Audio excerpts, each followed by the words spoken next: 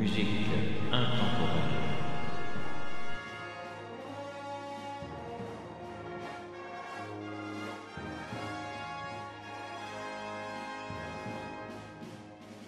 Une émission proposée et produite par Symphony Project, d'après une idée originale de Jean Weterken.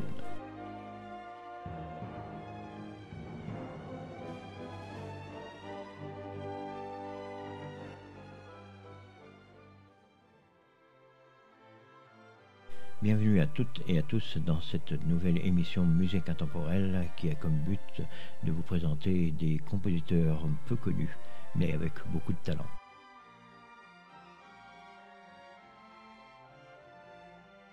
Avant de vous présenter notre invité, qui d'ailleurs porte un nom prédestiné à la musique, eh bien, nous allons écouter à nouveau des créations du jeune compositeur Corentin Boissier. Ses compositions sont originales, bien sûr, et ont la particularité d'être conçues sur des thèmes très différents. Je vous les laisse écouter.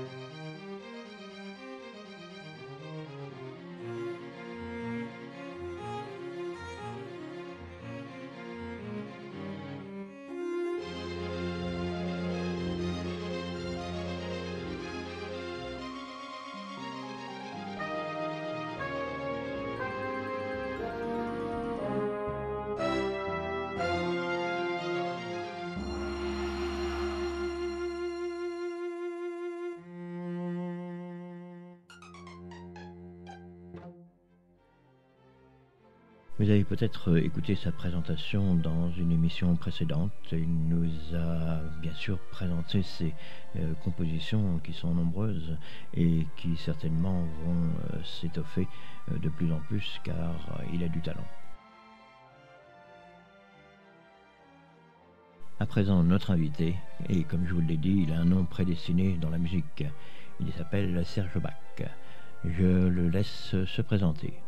Bonjour. Eh bien, bonjour, oui, je m'appelle Serge Bach, j'habite près de Paris et j'écris de la musique depuis de nombreuses années. Alors, la musique appartient au domaine subjectif de l'art, un domaine tout à fait particulier. Et pourquoi ce domaine est-il si particulier? Qu'est-ce qui distingue la musique d'autres domaines? Qu'a-t-elle de spécifique? Par exemple, au niveau d'un domaine sportif, il est assez facile de voir qui a accompli la meilleure performance. Ce sera cette personne le meilleur, sans discussion possible. On parle d'ailleurs dans le domaine sportif de performance et de vainqueur. Par exemple, le coureur franchit le premier la ligne d'arrivée. Dans le domaine artistique, et pour faire une comparaison, on ne jugerait pas qui a franchi la ligne le premier, mais qui court de la façon la plus belle, selon des critères établis par la personne et ses goûts, la société dans laquelle elle vit, l'époque. Il y a donc dans le domaine de l'art quelque chose qui est beaucoup plus difficile à quantifier, qui dépasse l'établissement d'une unique performance. Nous entrons là dans le domaine de l'esthétique. Alors, dans ce domaine qui pourrait paraître nébuleux, pourquoi une personne serait-elle sensible à telle ou telle musique plutôt qu'à telle autre? L'auditeur entend une suite de sons et soit il est intéressé, il se met à écouter plus attentivement, soit cela le laisse complètement indifférent, soit cela lui déplaît et il ne désire plus en écouter davantage. Nous sommes donc au niveau d'une communication plutôt directe et immédiate. L'auditeur a tout de suite l'idée d'une certaine qualité présente ou absente en entendant une musique. Il suit ses propres critères à ce moment précis. Cela se fait vraiment immédiatement, implicitement, et sans même l'intervention d'un raisonnement a posteriori. La même chose se passe lorsque vous entendez la voix de quelqu'un. Il vous dit « bonjour » et soit vous aimez son timbre de voix, soit pas, sans même avoir besoin de réfléchir au sujet. Le rôle du créateur de musique serait d'avoir un niveau de qualité tel dans ce qu'il communique à un auditeur que, dès les premières notes, l'auditeur serait très à l'écoute, attentif. Son attention serait tout entière centrée sur le déroulement du morceau de musique. Quelque chose qui vous transporte ailleurs, pourrait-on dire. Quelque chose d'un grand intérêt pour la personne est en train de se passer et elle veut surtout continuer à suivre ce qui se passe. Dans ce cas, je parle surtout d'une œuvre musicale qui ne serait pas un fond sonore d'aucune sorte, ni un prétexte à quelque chose d'autre, mais une œuvre qui serait une réelle communication entre le musicien et l'auditeur, et pour le plus grand plaisir de l'auditeur. Comme nous sommes là dans un domaine subjectif, il n'y a pas de critères objectifs propres à mesurer comment le but que le musicien s'est proposé d'atteindre ait effectivement été atteint. Ce n'est pas le nombre de notes jouées, l'instrument utilisé, la nationalité ou bien la race du compositeur, l'époque, le nombre d'instruments. Ce n'est rien de quantifiable. Je vous propose d'écouter comme premier morceau le chant du cygne.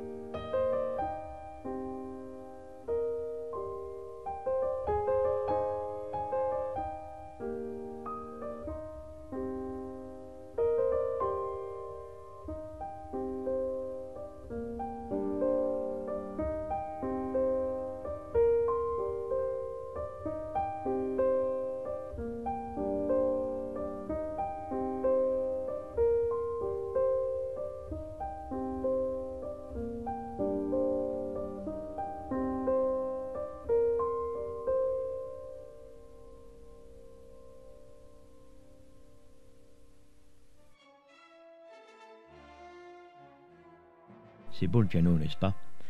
Je vais vous laisser réécouter une création d'un compositeur qu'on a entendu dans une émission précédente. Il s'appelle Richard Poirier.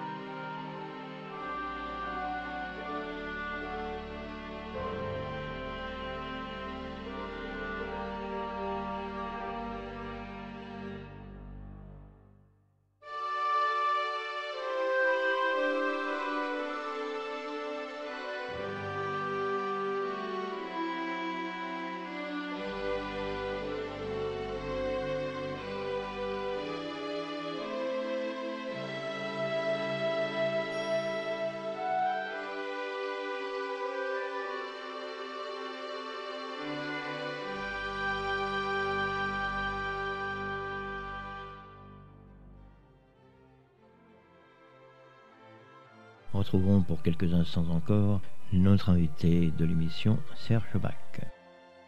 Après cette écoute, poursuivons sur un autre point de ce domaine si particulier qu'est la musique. Une personne peut détester tel ou tel instrument et de ce fait ne pourra écouter aucune mélodie jouée par cet instrument. Même si pour d'autres, cette même mélodie jouée par le dit instrument serait magnifique, sublime, voire inoubliable. Cela fixe les limites de la communication en ce qui concerne une musique et ce que ressent la personne qui l'écoute. La personne sera-t-elle réceptive au timbre de l'instrument ou cet instrument lui est insupportable sans compromis possible? Alors, composer de la musique pour piano, c'est le but que je me suis fixé. Pourquoi et pour qui? À mon sens, chaque être est un univers particulier, entier et unique. Cet univers est essentiel et réellement propre à la personne. En tant que musicien, mon désir est d'échanger mon propre univers avec d'autres êtres, leur faire découvrir quelque chose de moi. C'est comme ouvrir la porte de son jardin secret. Et s'il se produit une sorte d'osmose, qu'une parcelle de bonheur soit partagée, ce bonheur que chaque être recherche, alors vous avez atteint une réelle qualité au niveau de la communication.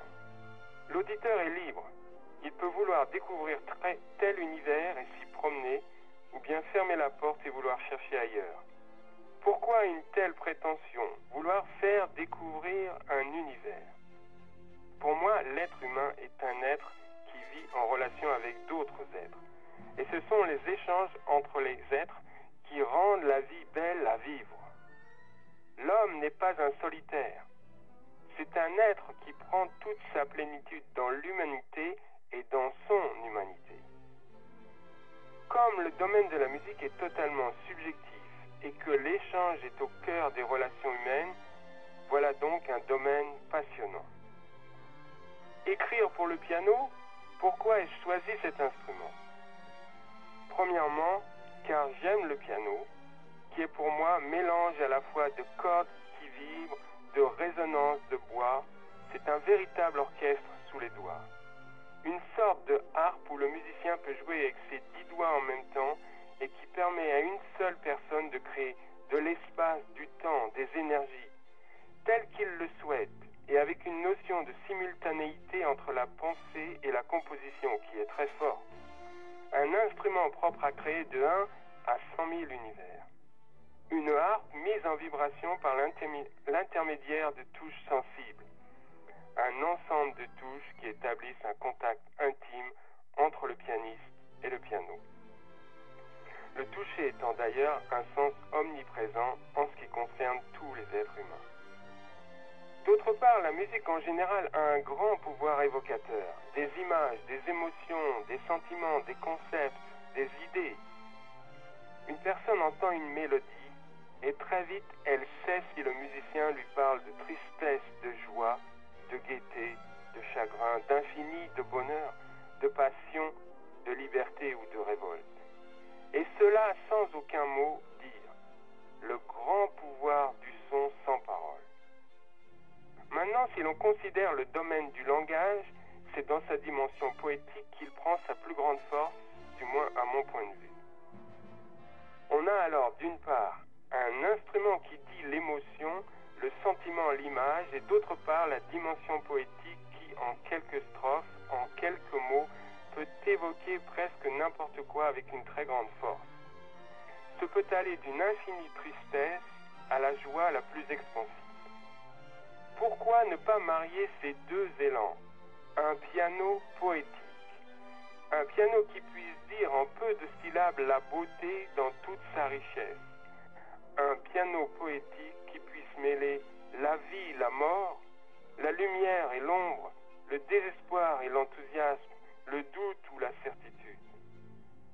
Ce cheminement d'un piano poétique, c'est l'aventure musicale qui me conduit. Et elle s'accomplit au travers de mon travail de compositeur.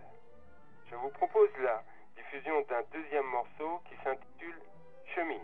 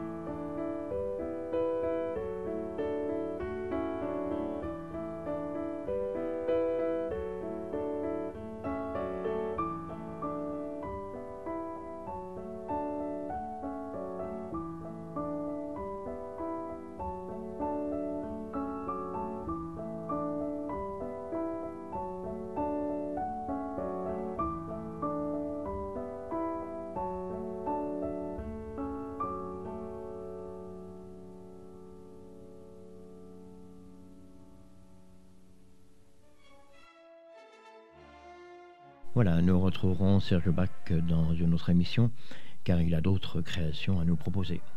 À bientôt.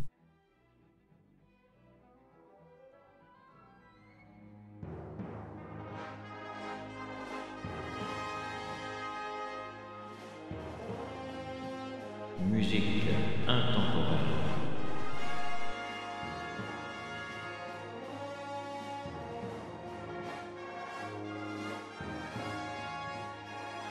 Une émission proposée et produite par Symphony Project, d'après une idée originale de Jean Waterken.